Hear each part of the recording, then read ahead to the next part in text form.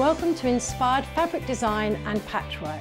Today we're going to be starting off by designing our own fabric, and then that's going to be followed by turning those pieces of fabric into a patchwork.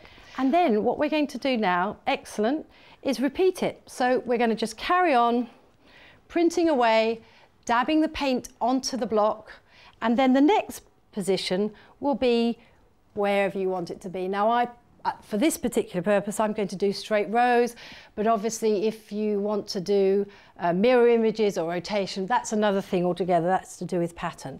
So again, you just push it firmly down with your hand, just for a couple of seconds, and then you let it go and you take it off.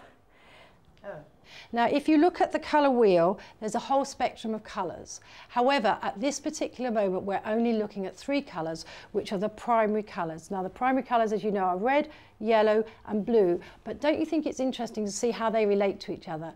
And the very magical thing about these 3 colours is you cannot make them any other way. You can't combine them to make them. Now, if you like, there's the colour theory, make yourself a colour theory book and then produce all sorts of artwork that kind of shows how the colours interrelate.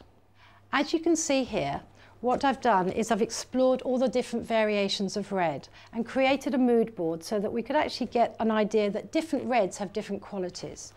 Also done the same thing with some yellow and looked at different ways of different tones, different hues, different saturations of yellow combined together. And also, it's a very good idea to do it with the blue, and that way you can really get a feel of how colour relates to each other. We're going to start with a very simple approach using borders and strips of fabric.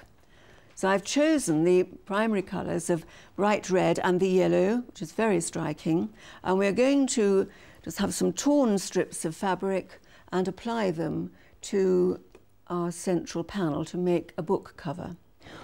When you attach your seam, your borders, you need to attach the top and the bottom first of all, and then you go and do the 2 sides afterwards, so that you get a good seam when you've got your completed item. Right, so shall we have a go then? We've got lots of lovely fabrics here that I can't wait to make into book covers, so we'll start going. Do you want a red strip? We've got all sorts. So you've just had a taster and we hope you've enjoyed it. If you too have been inspired, watch our website on Colouricious.com and there you'll be able to buy your own DVD.